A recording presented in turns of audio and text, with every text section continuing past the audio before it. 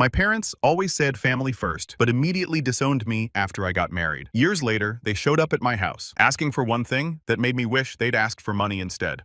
I grew up in what looked like the perfect upper-middle-class white family in suburban Michigan. My dad Robert inherited a chain of 3 successful auto parts stores from his father back in the early 90s. These weren't your typical AutoZone competitors. They specialized in classic car restoration parts and had contracts with several local restoration shops. Business was good, really good. My mom Linda was the stereotypical trophy wife who married into money.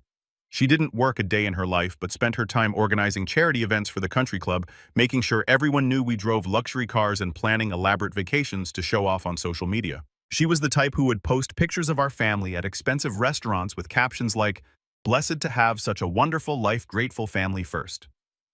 They were obsessed with image and status. Our house was this massive colonial in the best neighborhood, always perfectly landscaped. My mom would throw these elaborate dinner parties where she'd invite other wealthy families, and everything had to be perfect. The right cutlery, the right wine, the right conversations about the right topics. But here's the thing about my parents. They were racist as heck, just subtle about it. They'd smile and be polite to minorities in public, but behind closed doors, different story entirely.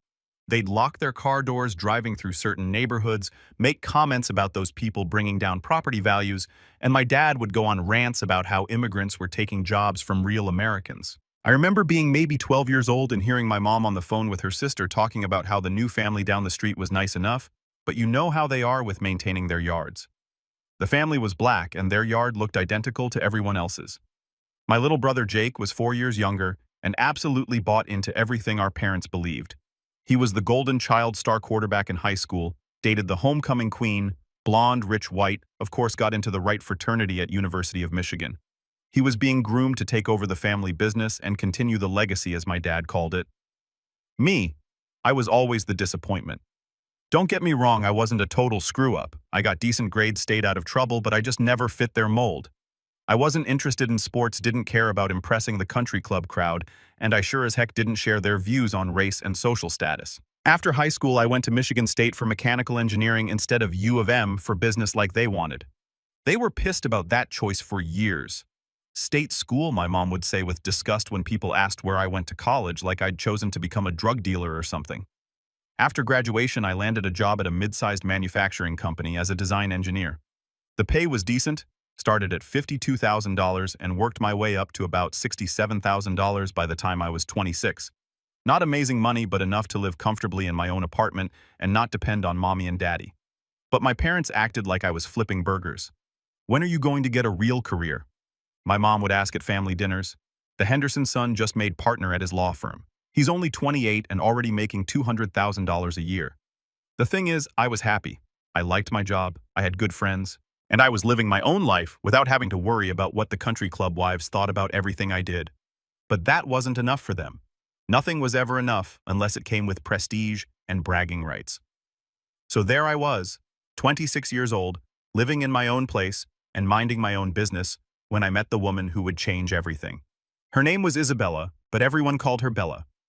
I met her at a professional development conference for young engineers in Detroit. She was presenting on sustainable manufacturing processes, and I swear this woman was the smartest person I'd ever met. She had her master's degree in environmental engineering, worked for a major consulting firm making $71,000 a year, and could talk circles around anyone in the room when it came to technical stuff. She was also absolutely gorgeous.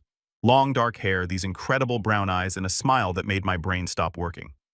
Oh, and she was Mexican-American. Her grandparents had immigrated to Texas in the 1940s, but her family had been in the U.S. for 3 generations. Her dad, Miguel, was a project manager for a construction company. Her mom, Carmen, was a registered nurse at a children's hospital, hard-working middle-class people who had built a good life for their family. We started talking after her presentation, and I was immediately hooked. She was funny, ambitious, passionate about her work, and she seemed genuinely interested in what I had to say.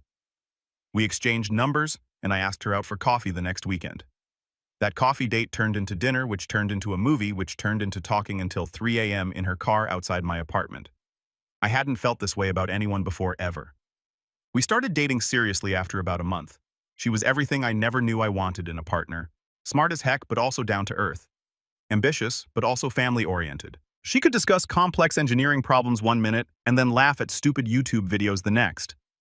The best part, she liked me for who I actually was.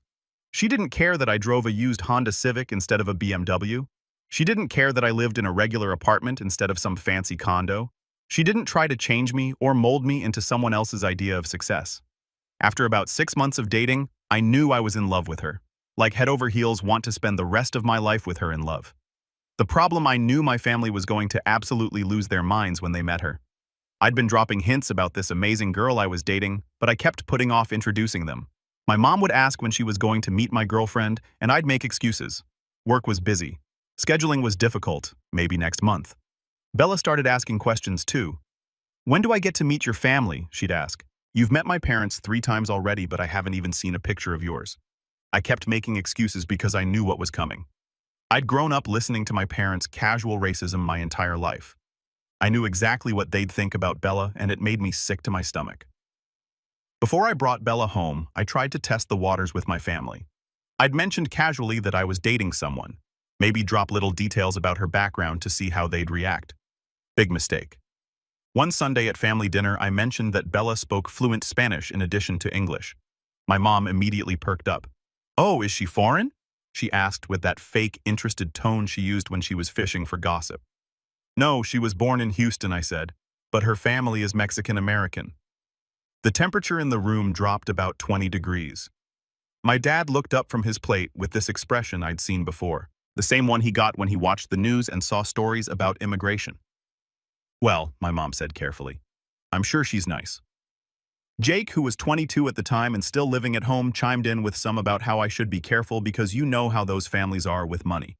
Like Bella was some kind of gold digger trying to trap me for my massive $67,000 salary. My dad didn't say much that day, but I could see the wheels turning. After dinner, he pulled me aside. "Son," he said, "you know, I'm not prejudiced, but you have to think about your future. What happens when you want to have kids? They're going to be confused about their identity. And frankly, what are people going to think?" What people, I asked. Even though I knew exactly what people he was talking about. You know what I mean? The family has a reputation in this community. We have business relationships, social connections. This kind of thing reflects on all of us. I told him he was being ridiculous and that Bella was the best thing that had ever happened to me. He just shook his head like I was a naive kid who didn't understand how the real world worked. "Just think about it," he said. "That's all I'm asking. Think about whether this is really worth potentially damaging your future prospects." I left that conversation knowing that introducing Bella to my family was going to be a disaster. But I also knew I couldn't keep making excuses forever. She was starting to think I was ashamed of her, which couldn't have been further from the truth.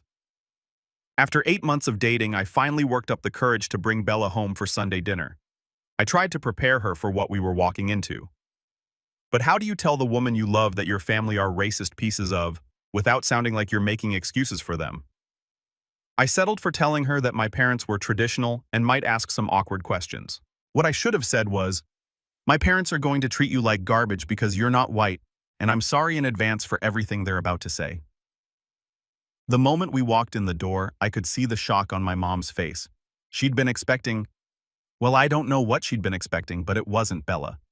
Her smile faltered for just a second before she put on her fake country club hostess act. "You must be Isabella," she said, pronouncing every syllable very carefully like she was speaking to a child. "It's so wonderful to finally meet you." My dad shook Bella's hand, but I could see him sizing her up, probably wondering if she was here legally, despite the fact that I'd already told them she was born in Houston. We sat down for dinner, and that's when the interrogation began. My mom started with the passive-aggressive questions disguised as friendly conversation. "Your English is so good. You hardly have an accent at all. How long has your family been in America? What do your parents do for work?" Bella handled it like a champ at first. She explained that she was born in Texas, that her dad worked in construction management, that her mom was a nurse. She was polite and patient, even when the questions got more and more inappropriate. Then my mom asked the question, "And what's your background, dear? You look so exotic." The way she said exotic made my blood boil. Like Bella was some kind of rare bird at the zoo instead of a successful engineer with a master's degree. Bella politely explained her Mexican heritage, talked about how proud she was of her family's history and traditions. My parents just sat there with these frozen smiles, exchanging looks when they thought we weren't watching. The conversation got worse from there. My dad started asking about her family's legal status. And yes, he actually used those words. My mom wanted to know if Bella planned to keep her culture after we got married. With this tone, like maintaining cultural traditions was something shameful. Jake barely said a word the entire dinner, just sat there looking uncomfortable while his parents embarrassed our entire family. By the time we left, Bella was quiet, and I knew we were in for a difficult conversation. The drive back to Bella's apartment was silent. I kept glancing over at her, trying to read her expression, but she was just staring out the window. Finally, about halfway home, she spoke up. "Your parents hate me." I started to deny it, but she cut me off. "Don't. Just don't. I've dealt with this my whole life, and I know what it looks like. Your mom spent the entire dinner trying to figure out what was wrong with me. And your dad was 2 seconds away from asking to see my green card. She was right, and we both knew it." I apologized and tried to tell her that they'd come around, that they just needed time to get to know her. But even as I said it, I wasn't sure I believed it myself. "The thing that bothers me most," Bella said, "isn't even how they treated me. It's that you let them. You sat there and let your mother call me exotic like I was some kind of zoo animal, and you didn't say a word." That hit me like a punch to the gut because she was absolutely right. I'd been so focused on trying to keep the peace that I'd thrown the woman I loved under the bus. I promised her it would never happen again. The next day, my mom called. "We need to talk," she said. In that tone that meant I was in deep, I drove over to their house that evening, and both parents were waiting in the living room like some kind of intervention. My dad was pacing. My mom was sitting on the edge of the couch with her hands folded, and the tension was thick enough to cut with a knife. "We need to discuss this situation with Isabella," my dad started. "Her name is Bella," I said. "And what situation?" My mom jumped in with the whole "we're not racist" but speech that racists always give when they're about to say something incredibly racist. "She seems like a nice enough girl," my mom said. "But you have to think about your future. What about children? They'll be confused about their identity caught between two worlds. And honestly, what will people think?" "What people?" I asked, even though I already knew the answer. "You know what people," my dad said. "Our friends, the business community, everyone we know. We've worked hard to build a reputation in this town, and frankly, this kind of relationship reflects poorly on the entire family." I couldn't believe what I was hearing. "This kind of relationship? You mean a relationship with someone I love?" My dad waved his hand dismissively. "Love fades. What matters is compatibility, shared values, similar backgrounds. You're setting yourself up for problems down the road." Then my mom really went off the deep end. "Think about the children," she said. "They won't fit in anywhere. Too Mexican for the white kids, too white for the Mexican kids. They'll be confused and angry, and they'll blame you for it. And what about holidays?" she continued. "Are we supposed to pretend to enjoy their food and music? Are you going to start speaking Spanish at family gatherings?" The racism was just pouring out of them now, all the polite pretense gone. Here's the bottom line. My dad said, "You can date whoever you want, but don't expect us to pretend we're happy about it. And if you're serious about this girl, you need to think about whether she's really worth losing your family over." I stared at them both, trying to process what I was hearing. These were people who had raised me, who had told me my whole life that family was the most important thing in the world.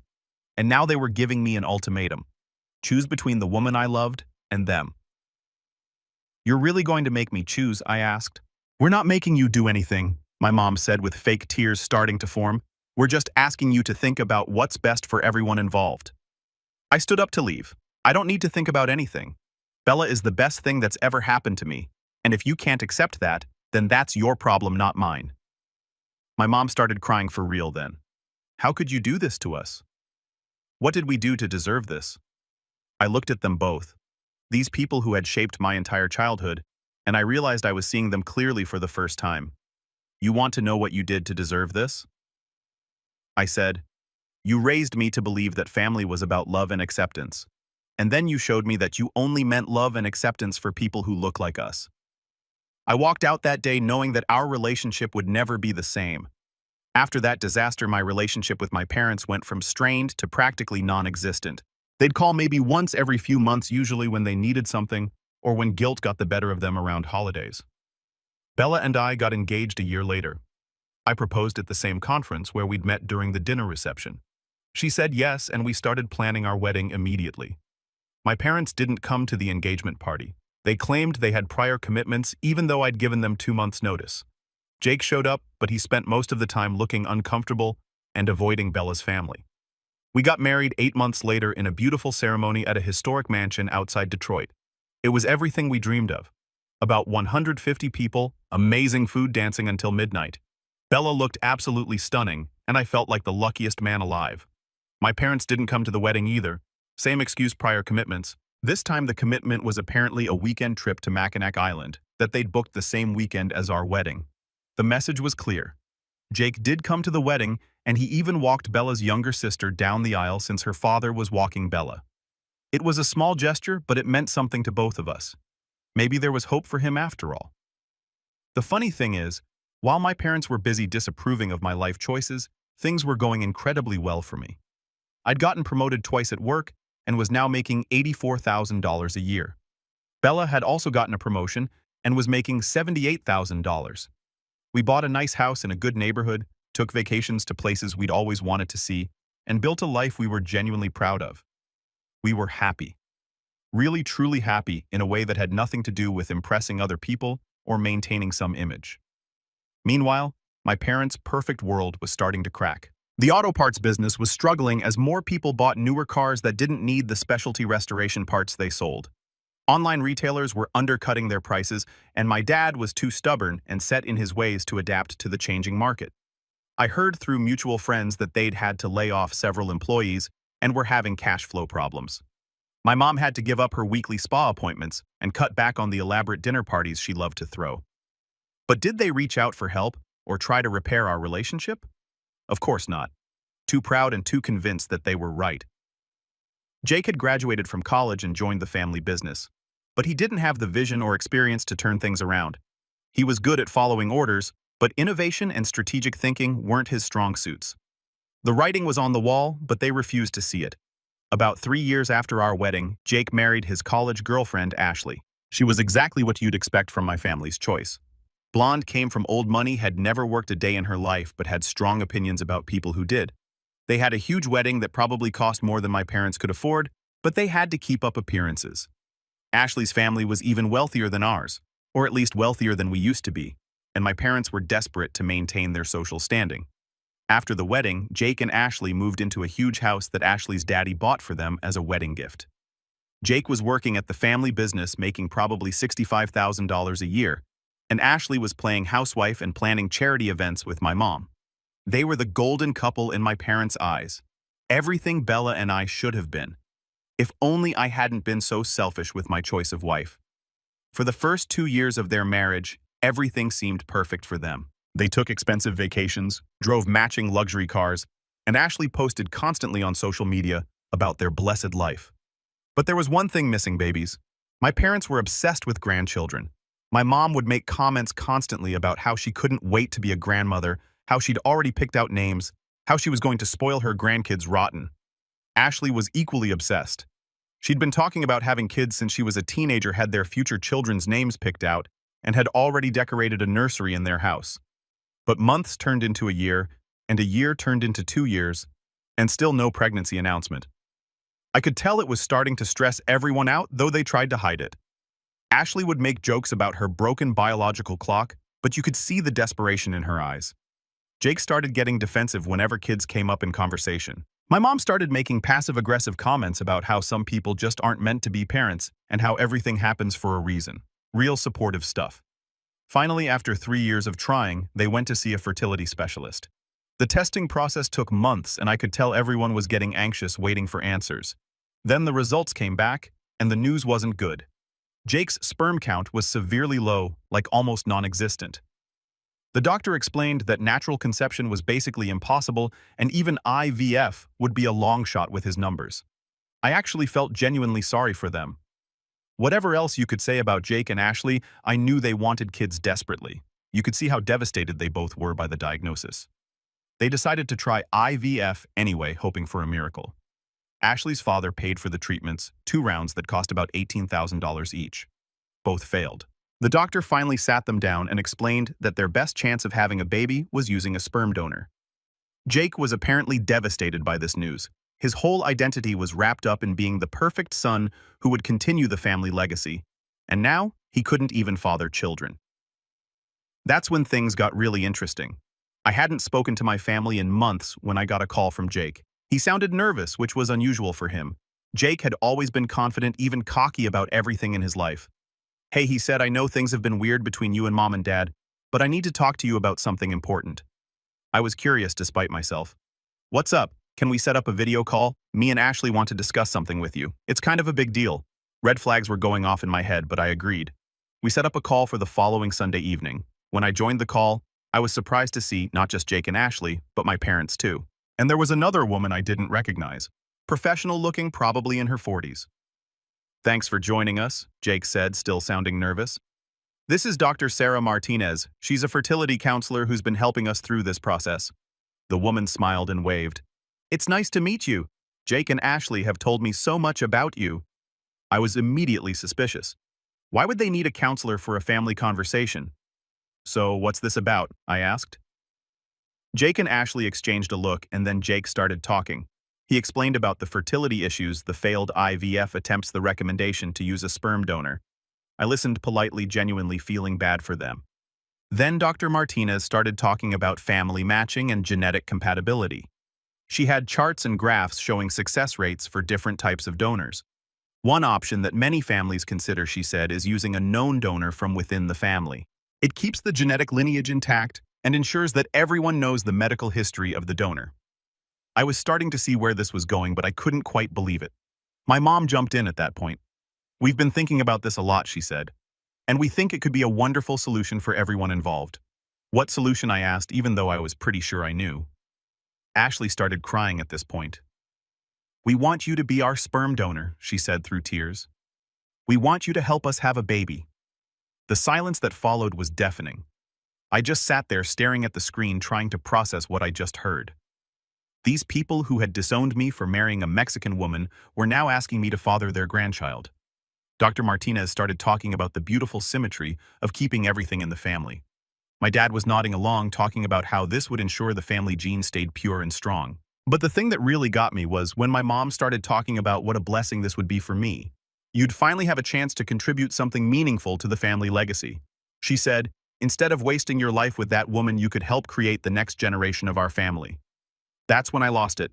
"Let me get this straight," I said. "You people disowned me for marrying the woman I love. You refused to come to my wedding. You've treated my wife like garbage for years, and now you want me to donate sperm so you can have the grandchild you've always wanted."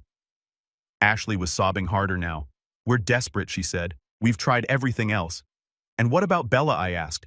"Is she invited to this family reunion, or are we still pretending she doesn't exist?" My parents exchanged another look. "Well," my mom said carefully, "she could certainly be involved as the baby's aunt." "Aunt?" I said. "Not aunt-in-law, but aunt. So now you're acknowledging that she's part of the family." The hypocrisy was breathtaking. Dr. Martinez tried to jump in with some professional mediation, but I was done listening. "I need to think about this," I said. "This is a lot to process."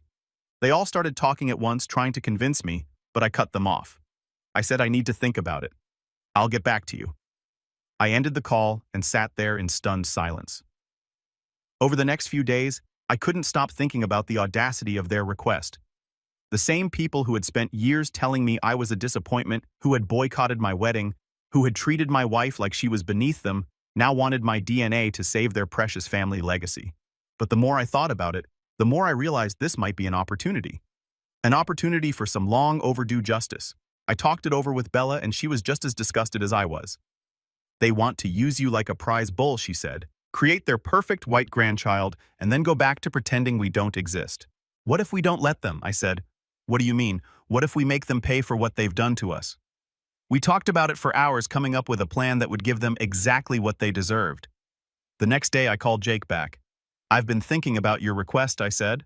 "I'm not saying yes, but I'm not saying no either. I have some questions." He sounded relieved. "Of course, anything. First, what would my role be? Would I have any relationship with the child?" "Well, you'd be the uncle," he said. "You could be involved in that capacity." "And what about legal stuff? Would I have any parental rights?" "No, you'd sign away all rights. The baby would be legally ours and compensation." There was a pause.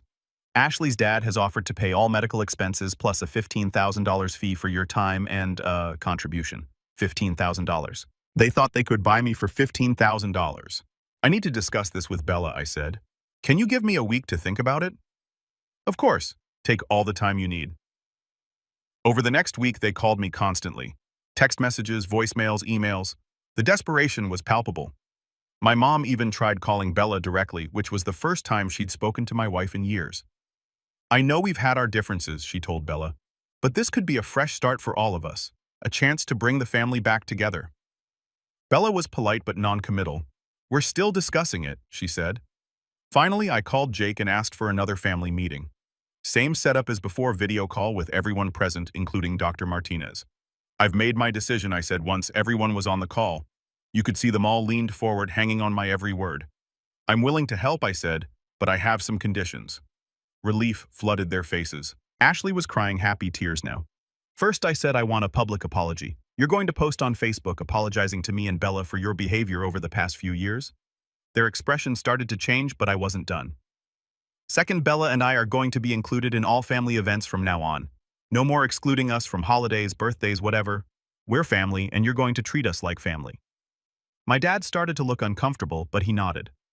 Third, the compensation is now $35,000, not $15,000, and I want half of it up front. Ashley's dad winced at that, but he nodded too. And fourth, I said, I want it in writing that I'll have regular contact with the child, not just as an uncle, but as someone who played a role in their creation.